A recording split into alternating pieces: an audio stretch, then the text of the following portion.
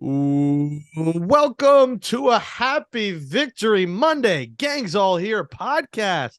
4 wins. The Jets are 4-2. Can you believe it? A 27-10 win in Lambeau, their third straight victory. These Jets are different. Jake Brown here alongside a few guest co-hosts I'll introduce in a second. Those highlights you heard are courtesy of Fox. That's right. The New York Jets game of the week. Get used to it, baby. This team will be the game of the week for a while now until they start losing. So hope you enjoyed those highlights. And this episode of Gangs All Here is presented by Tri-State Cadillac Dealers. Visit your Cadillac showroom today. Kaz is on the road to a hotel that's far away, and he might pass some Jets fans on the ride to the hotel. There were a lot of them at Lambeau Field. Let me welcome in my co-host, my guest co-host on this post-game victory edition. By the way, I predicted 27-24, so I got the right Jets total at 27. Let me welcome in. He hosts the Just Jets podcast on YouTube. You can find him at Matt O'Leary NY on Twitter. Let's welcome in Matt O'Leary. Matt, welcome to Gangs All Here. How you doing? Good. Thank you so much for having me on. It's always a good time to come on and talk some Jets after a win. Yeah, I mean, there haven't been a lot of them to do, but we are here and doing it for a third straight week. I mean, I can't stop saying it because it hasn't happened in the history of this show. My other co-host today is a friend of the program. He's been on before. Now he's in the co-host chair.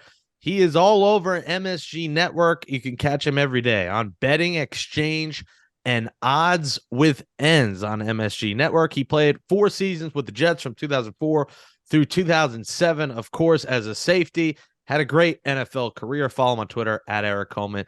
Erik Coleman is in the building. He's got the backdrop. He's got the 8-pack. He's got the shiny bald head. Welcome back to the show, Erik. What's going on, man? Hey, what's up, Jake, man? I'm really excited to talk some Jets, man. They've been playing well. The momentum is in their favor, and they had a great performance yesterday. Did you had a couple 3-game win streaks, I assume, with those Jets teams? Yeah, I'm sure we did. We had it rolling a little bit. Yeah, this team is just, they're so fun, and it's the Breece Hall show. And we talk about Zach Wilson. Can they survive with him just being a game manager? So far, so good. I mean, 10 for 18, 110 yards. Matt, he didn't do a lot today, but Breece Hall did. 20 for 116. The Jets with 179 yards on the ground to the Packers 60.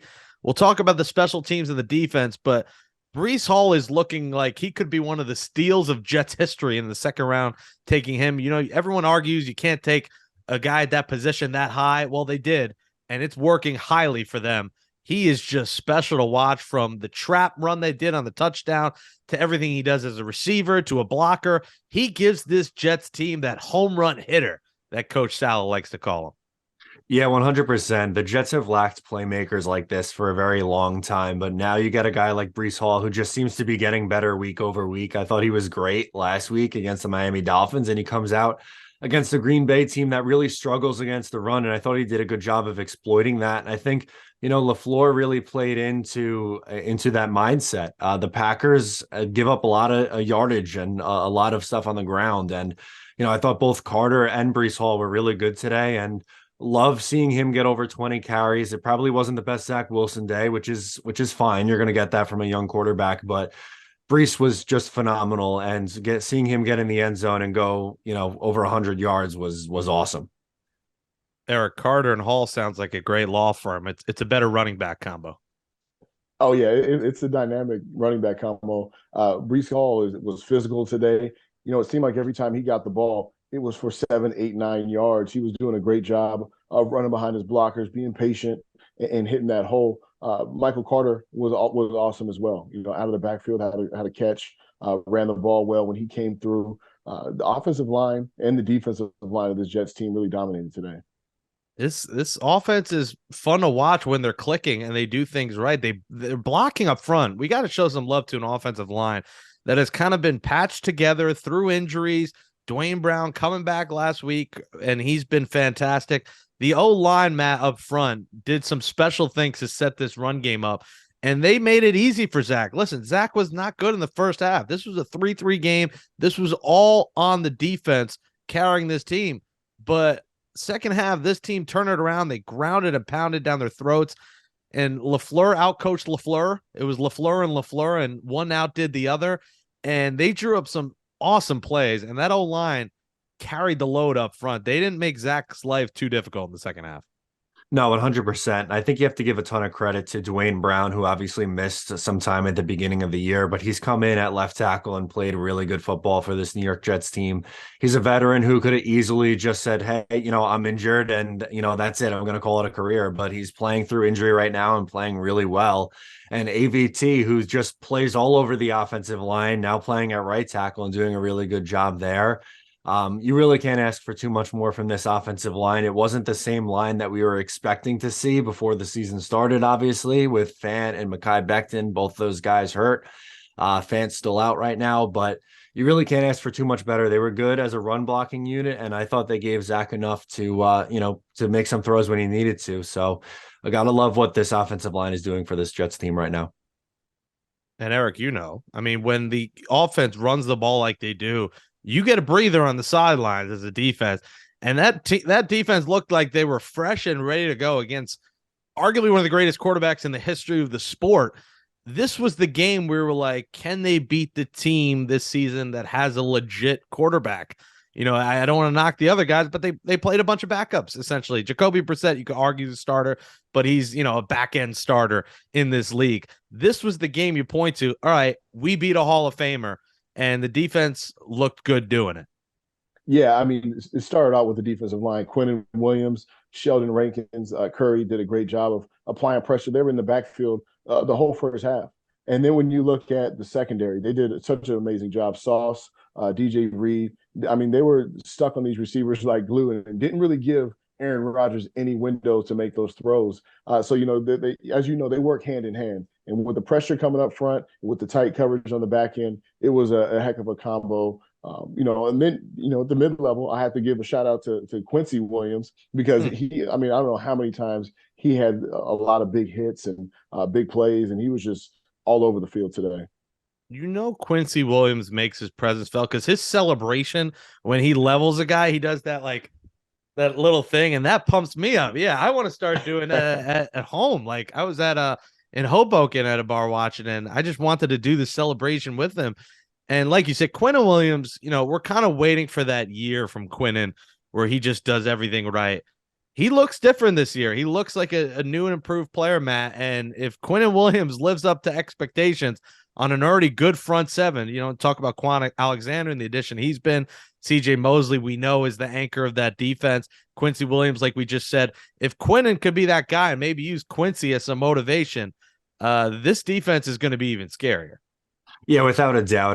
Going into this year, it was such a big year for Quinnen Williams, going into his fourth year in the league, obviously looking for a contract extension. And he's lived up to all the hype, being taken third overall out of Alabama. There's a lot of hype around Quinnen Williams. And it's been a little up and down through his first few years in the league, but he's really come into his own. And I think a big reason for that is because of the edge presence that we're finally seeing from this New York Jets team. One of the biggest critiques I think any of us have had on this Jets defense is their lack of an edge presence over the last 2 years. But now you're getting, a mix of whether it's JFM when he's on the outside or if he moves inside. But Carl Lawson's back and looks like a different player. Bryce Huff, now that he's finally activated, has been really good for this Jets team. And, that frees up Quinnen Williams on the inside. And again, just the dominant effort from him. You're really looking for him to take over these games. And he did just that for the New York Jets today in Lambeau in a really tough place to play. He came out and was arguably their best player on the defensive side of the ball, which is exactly what you want when you take a guy third overall. And you really can't ask for too much more out of Quinnen. 2 sacks. Matt, just to add to what you said, Matt, about Quinnen. And, the reason I think a big part of why the D-line was able to be so successful is, in the past, they haven't had the talent on the back end to cover and create time and to give them opportunities. But Sauce Gardner, he's living up to the billing as well, just locking down receivers. No matter who he's on, no matter, the ranking, Sauce is competing. He's knocking down passes. He's limiting options. DJ Reed's doing a good job. Whitehead's all over the field. That secondary is doing a great job working hand in hand with that D-line and allowing them that time to get to the quarterback and make those big plays. Yeah, you're getting contributions across the board. I mean, I think we just named every player on the defense, and that shows you Right. that everyone is contributing, and that's what factors into 4-2, 3-0 on the road. I mean, the road is the new Jets' home. I mean, there were 77,000 fans at Lambeau, a decent amount of Jet fans, but obviously probably 70,000 plus of them are Packer fans. We know about the environment. We know about the franchise. They're a storied franchise, and they made them look like a bunch of bums out there. 10 points. I mean, what's going on? I have trouble breaking it down because it doesn't seem real. Now, I picked the Jets out of my heart, but I really didn't think they were going to win this game. And they absolutely dominated this game. And yeah, they had some mistakes. There were some penalties here and there, some missed tackles. But overall, it's hard to knock this performance because everything was clicking. And, JFM had the big sack. This is fun to watch. And one guy, who had made a big play. Let's talk about him for a second. Michael Clements, because he's a scary man. You don't want to go out with him in an alleyway. He will whoop your ass, but that's the kind of player you want, Eric. Like, did you have a player like that who's like a Michael Clements where you were kind of scared of them, but you really want them on your side? Well, I mean, initially, like when I first got to the Jets, it was Sean Ellis, where he just just this big, imposing dude that you're like, yo, I'm glad I'm on your side because if you were mad, I definitely want to be on the side of yours. I don't want to be your enemy. Yeah, well, Clemens, Eric, is doing it all, and he did it on special teams. Like, he's not even getting a ton of playing time, but when he gets his chance, this could be another Joe Douglas is knocking out of the park with these home run hitters in the draft. He could be another big one. Yeah, I mean, and that's what you want to do as a young player. You're not going to just get drafted and get the reps. You have to, whenever you're on the field, you have to make your name known. You have to show up on tape. And Michael Clemens is doing it in special teams. When called upon on defense, he's active. And that's what you have to do as a young player to earn your keep, to earn those reps. And you'll start to see him develop as a player. Matt, are you going to go up against Clemens at any point? You want to go one-on-one with him?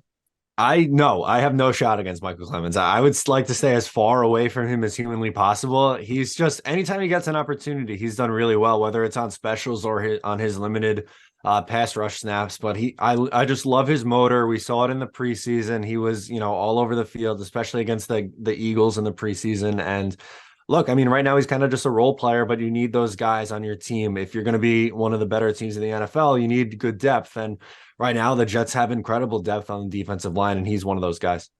And, we talk about guys contributing. Even Will Parks, Clemens only had the one tackle, but he has the punt block. Will Parks recovers it, brings it back.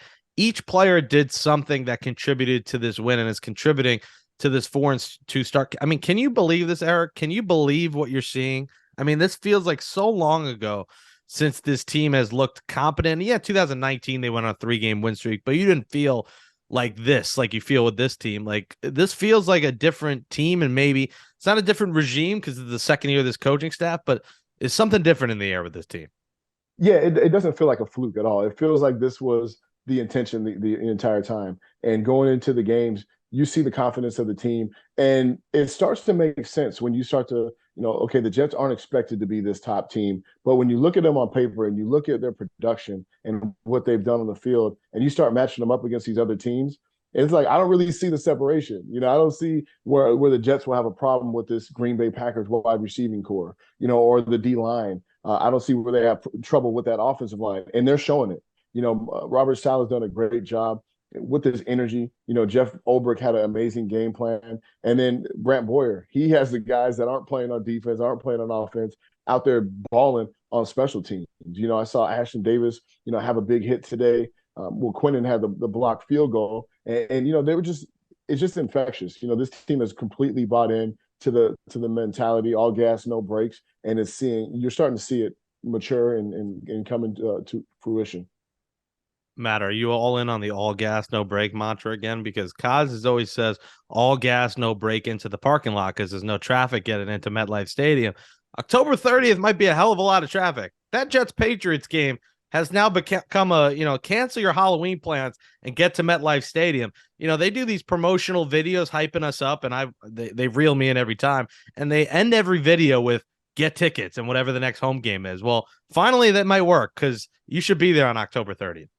Yeah, without a doubt. And, obviously the Jets won a big game today to improve to 4-2. And next week you have Denver, who's, before the season started, everyone thought, okay, Russell Wilson goes in there and this is a team that's going to be competing in that AFC West and looks like a team that's going to be a playoff team, but they've gotten off to a really slow start. And who knows, maybe that's a game that the Jets can win on the road. And now you're really sitting pretty, going back to your home building with a winning record potentially against the New England Patriots, who you haven't beaten since 2015. Emotions are going to be extremely high. And for good reason. It's a much more favorable schedule, I'll say, in the second half after the bye week. And if you can, stack some wins going into the bye, that's all you can really ask for. And you're right, this game against the New England Patriots at home in a couple of weeks, the fans are going to have to show out for it, because it's going to mean something in late October here, which is rare for Jet fans. And Eric, did you ever beat the Patriots? Yeah, I beat them. I'm 1-9 against the Pats. 1-9. That one win felt like a Super Bowl, right? Oh, it was. It was a Super Bowl. That's the game. I got an interception in that game. One of my favorite games. At New England, and it would definitely mean something when you beat the Pats. They've been kind of like that big brother of the division for so long, and you start to see them come down to earth and start to see the Jets elevate, and the mindset kind of changes. So this is going to be an exciting game on the 30th. We haven't talked a lot about Zach Wilson. I'll start with you, Matt.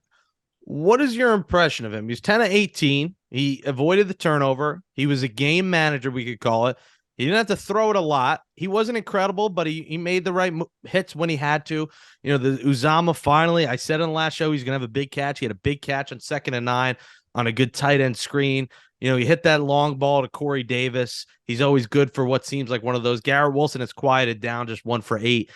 But can they keep winning with Zach Wilson being this kind of game manager, avoiding mistakes, run the football, rely on the defense? Because I feel at some point he's going to have to make plays like he did against Pittsburgh. Yeah, I mean, eventually, yes, you're going to have to get to that point. But for today, I definitely thought he was better in the second half. In the first half, I thought he really struggled and looked a little bit uncomfortable in the pocket. But as the game went on, I think he got a little bit more comfortable. And I mean, listen, their game plan today was to run the football. That was very obvious. And I think they did a really good job with that. But he's an extremely talented player, still a young guy. So it's not quite all there yet for him. I mean, as you alluded to, eventually he's going to start needing to throw the ball a little bit more.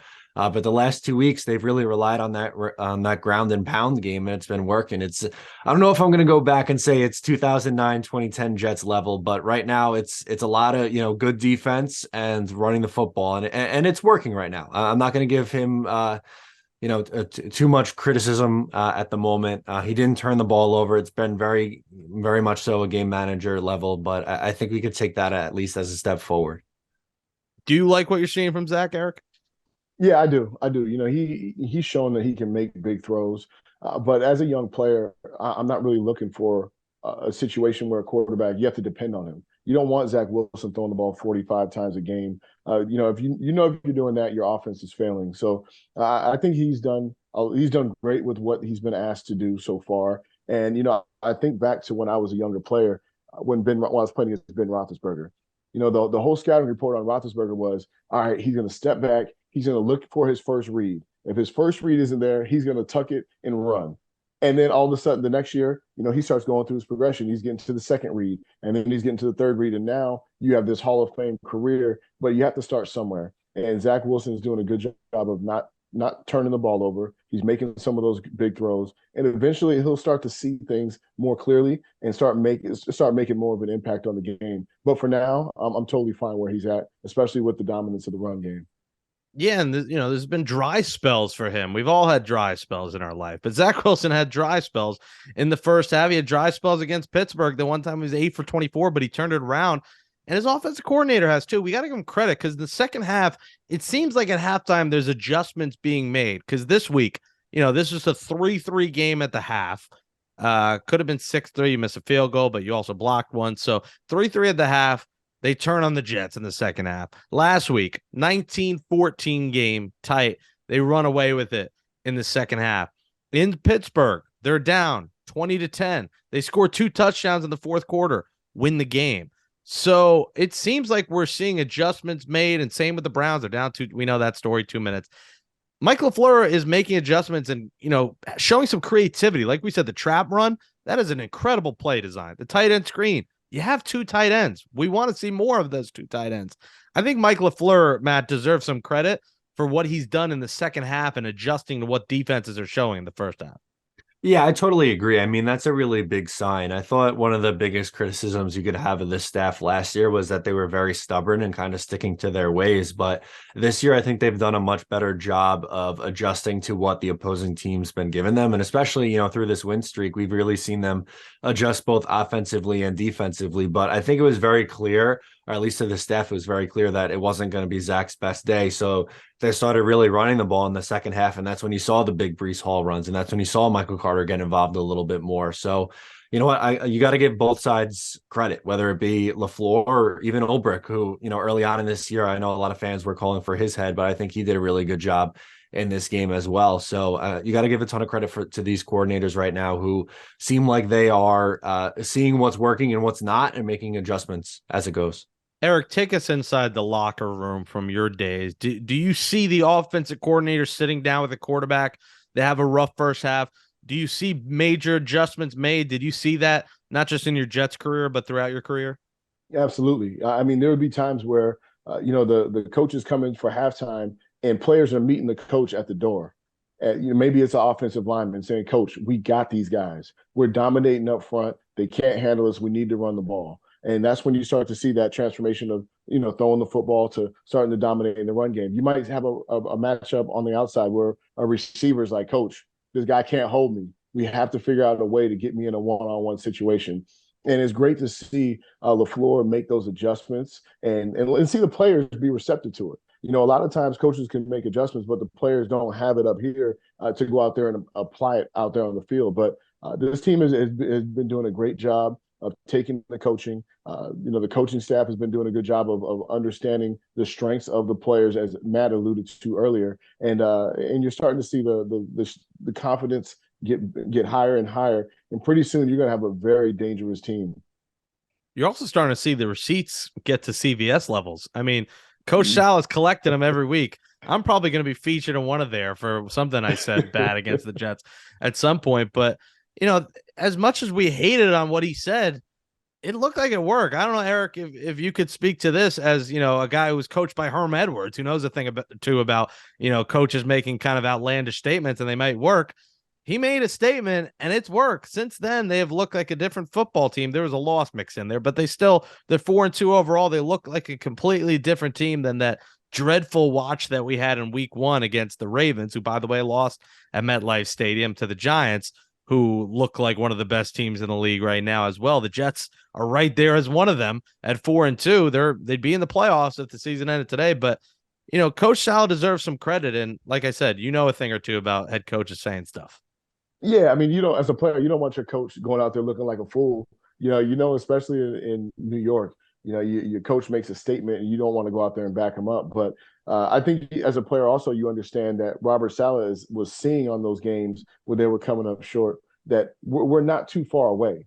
And to make a statement like that, where I'm going to be cashing in these receipts, he has to be seeing something on film that is showing that, listen, if we just execute, if everyone just stops and does their job and stops trying to be a hero and we play together as a unit, we can figure this thing out. And that's what you're seeing them do. They're trusting the process. They're trusting the coaching. And, you might have a player where I'm a linebacker and my job is to get the hook curl and I got to play underneath this route, but I want to go make the play on this ball. But then you end up giving up a big play.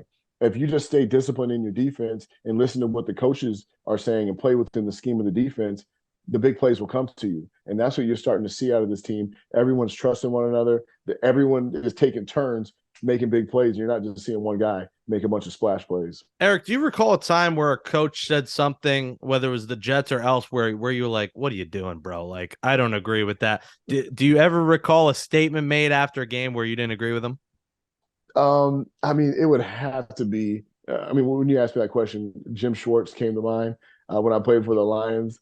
He was one of those guys that at times, he was a good coach, but at times we felt like he was a little too aggressive. Like, when he almost got in a fight with Coach Harbaugh with the 49ers coming off the field.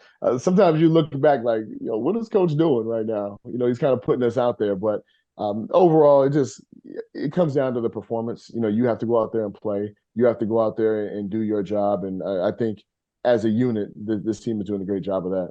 As a fan, Matt, where are you on Salah from keeping receipts to now, and just overall from the fan side? Where are you on Coach Salah?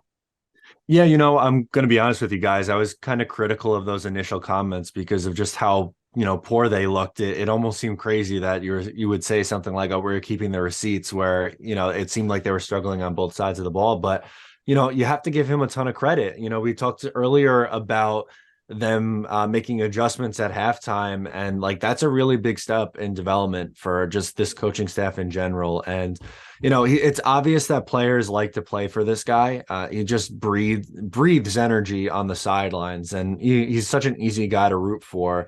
And for me, a really big thing for him was just kind of really focusing in on getting better at the in-game management, which I think he's done a much better job in recent weeks with that. So I think he deserves a ton of credit. Obviously, the Jets at 4-2. I don't think many people expected this. So, he stuck to his word, and good for him. It's been really fun to watch this young team really, come to the level that they really believe in this New York Jets team. And I think us as Jets fans have always rooted for Salah to do well. We like the bald head. We like the demeanor. His head, you could literally look at yourself from his head. Just like me, look at it, cocoa butter, lather it up. It's beautiful. You just want to shine it, grant your 3 wishes like a genie on his head. And, his fiery demeanor, we loved it. The hire we loved. And last year sucked. The keeping receipts sucked, but it's still a short sample size here. We got to see this keep rolling here. Go beat. I think your expectation is to beat Denver or New England. I think you'll be fine if you lose one of those, but win one of those. Beat the Patriots, preferably at home. But, man, if you beat Denver and you're 6-2 going into November, holy shnikes. We'll be on cloud 9 here in Jets Land. You can just end the season there. Just book the trip down the Canyon of Heroes. Call it the 6-2 parade before Thanksgiving. But, Matt, we like everything about Salah, but he brought us down. I think he's slowly starting to bring us back up, where we'll be glad if he holds those receipts with me and you criticizing him on our YouTube, our podcast. I think we'll be glad to be featured in that if it means the Jets go to the playoffs. And that P word is not crazy right now. I'm not saying it's happening, but you can at least think of, not scheduling a vacation in mid-January or late January. If you're a Jets fan, you could think about that road trip to where the wild card matchup could be. Again, too soon, but at least you keep it in the back of your head. So don't schedule your trips. Yeah, 100%. I mean, these going into this week, I was thinking, the next 3 games are really big against Green Bay. Denver's really struggling, and New England at this point, like, there's no reason that you can't be competitive against New England in your home building. So obviously, before the bye week, you have to end with a very tough matchup in the division against the Buffalo Bills, who they coming off a really big win against the Kansas City Chiefs and, look like the best team in football, arguably. So that's a really tough ask. But if you win, 2 or 3 going into that game, or heck, who knows, maybe you win all 3 and then you're going into a really big matchup against the Buffalo Bills at that point. But you're right. I think these wins are starting to change the expectations. I've seen a lot of people, before the year started, were saying that, we just want to see meaningful football played in November and December and just be in these games and be competitive. But look, right now, if the season ended today, they'd be in a playoff spot. And yeah, that might seem a little bit optimistic, but this young team, they don't know that they're supposed to be bad. Like, they don't know that it's supposed to be the same old Jets that, no one ever gives them a shot. And, they're playing above their head, and it's been a lot of fun right now. So I think you just continue to ride that wave. We asked for meaningful football, Eric, by October. I mean, forget November, December. By October, the Jets season has been over.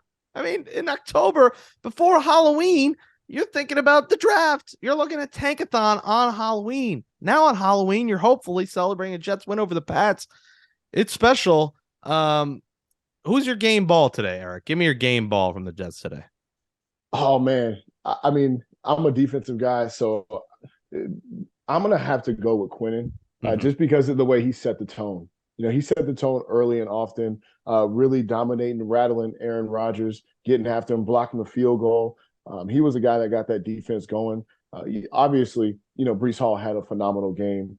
Rushing over 100 yards today, touchdowns, and what have you. But Quinnen Williams was my game ball. And matter of fact, I'm going to give half to Quinnen and half to his brother Quincy, because he had 14 tackles, led the team in tackles. Between the two of them, they really brought it today. Oh, we splitting it up in half. All right, everyone's eating tonight in the Williams household. Who are you giving it to, Matt? Yeah, I mean, Quinnen's a great answer, but I'm going to go with Breece Hall. I think he was just really set the tone offensively for this Jets team.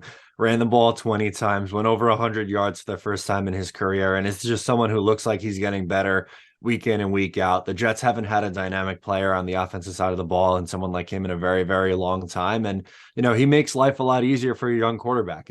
We've all kind of said it. It wasn't a great Zach Wilson day, but you were still able to win pretty handedly on the road in Green Bay. And it's because of how well they were able to run the ball. And he really, took this team on his back and willed them offensively. So I have to give him a ton of credit. I was going to give it to Breece Hall too, but because I want to mix it up, my game ball goes to Mike LaFleur. I like the creativity in the second half that he showed. And there was a chip on his shoulder. His brother's over there as a head coach making more guap than he is. His parents are in the crowd watching, and he's there as the little guy, wanted more money, wanted a bigger role, and his parents watch him whoop his brother's head coach ass. So his brother might be wiping his ass with $1 million bills, but he's wiping his ass with a W. And I'd rather have that big W. I'd rather have the millions probably than the W, but for this week, for the Jets, we'll take the W. So I'm giving credit to Mike LaFleur because he's got a lot of critique. Me and Kaz have given it to him on this podcast, but he deserves a lot of credit for going into Lambeau, switching up the playbook, doing what he did in the second half. State of the Jets, final thoughts. We'll close the show on this. Eric, we'll start with you. 4-2, going into Denver. What are you looking for going to this week? Remember, Denver is coming in on a shorter week. They'll play Monday night, so they'll have one less day of rest. We'll see if Russell Wilson, if he's healthy, he's going to this game banged up. We'll see what they do tomorrow. But what are you looking for going into this Denver game? And what's your state of the Jets right now at 4-2, Eric? Let's say the Jets. I'm optimistic. I think that the sky is the limit for this team. You look at the way they dominated these last two games, and you look at the stat line, and there's not a lot of crazy numbers. Zach Wilson didn't throw for 350 yards. He threw for just over 100. Breece Hall, yeah, he had 100 yards rushing, but it's nothing crazy, nothing out of the ordinary for this team. And once they continue to gain this confidence and continue playing the way they are, the sky's the limit for them. So I'm very optimistic heading into Denver. I think, you got a bunch of young guys who are playing hard, who are now confident, who, feel like they can defeat the world. That's a dangerous combination. And this team is very, very dangerous right now. So I'm going to say optimistic heading into Denver. All right, Matt, state of the Jets here, looking into Denver. Do they win this game? Give me your state of the union on Gang Green. Yeah, absolutely. It's hard not to be optimistic. I don't think anyone thought they'd be 4-2 at the start of the year, but here we are through 6 games. And now, this Denver team, they're really struggling. They don't look like the team everyone thought they would be. And I think you have a very winnable game here. And if you, go on the road now and win in Denver, which is a tough place to play, whether, if Denver's good or not, it feels like the Jets, tend to struggle playing out there. But I think I look at that game next week and I think it's very winnable for them. And right now, look, Zach isn't really asked to do a whole lot, which I think is fine for a young quarterback, but he made some big throws when he needed to today. And that run game's played really well. And the defense has gotten better week over week. This pass rush is really going to be the key in that game. And I think if they continue to get home, it'll be a good day for Gang Green. Yeah, my thoughts are this Denver game is winnable, and they may not win it, but you just want to keep competing. And this team has showed us that every week it looks like they're going to compete. No matter what, they're going to be in games, and that's all you can ask for as a Jets fan. Kaz predicted 4-13. I said 7-10. This team's 4-2. This team, it would be a disgrace if they don't win 7 at this point. Like at this point, you're looking at a team that should win somewhere in the 7-10 range, and that's not outlandish to say. 10 might be a little high, but you're looking at 8 or 9 wins from this team at this point. Going into Denver, it's going to be big. It's hard to react to that because we need to see what happens with Denver Monday, who comes out healthy, who's not. But it's hard to not be in love with watching this football team. The way they play, it's not always the prettiest. This first half was almost unwatchable. But this defense plays together. They're led by a lot of young players. They play with each other. They play inspired football. And some of that's coaching. Some of that's them. You have an elite cornerback that you drafted, Sauce Gardner. Don't forget, he put the cheese head on his head after the game. I know Alan Lazard and company were not happy with that. But this team has a certain mojo and confidence to this, to themselves that they haven't had in the past. a couple of wins, you stack up 3 in a row, it builds up a different confidence amongst your team. And these guys are feeling it. They're injected with confidence right now. And it's hard not to be thrilled with being a Jets fan. 4-2, going to Denver, and then a huge game against the Patriots, whether it's Zappy Hour or whether it's Mac Jones, whatever it is, the Mac Attack or Zappy Hour, that's going to be a big one. October 30th, we'll be doing a live podcast at House of Q at American Dream after that game on the 30th. Jets win 27-10, improve to 4-2. Denver, 4 o'clock against the Broncos next Sunday. We'll preview that game on Thursday's edition of the Gangs All Here podcast. I got to thank Erik Coleman, former Jets safety, at Erik Coleman on Twitter. Catch him on MSG Network's betting exchange and odds with ends. Get that on MSG. Does stuff with the Jets as well. Check out their social media. And also Matt O'Leary, Just Jets podcast on YouTube. If you're an Islanders fan, he also does Up the Turnpike. You can follow him on Twitter at Matt O'Leary NY. Matt, Erik, we'll do it again soon. It's fun to talk about victories. It's been a while, but appreciate you coming on Gangs All Here. Yeah, absolutely. Thank you so much for having me on. Thanks, Jake, man. Let's keep this win streak going. Jets, Jets.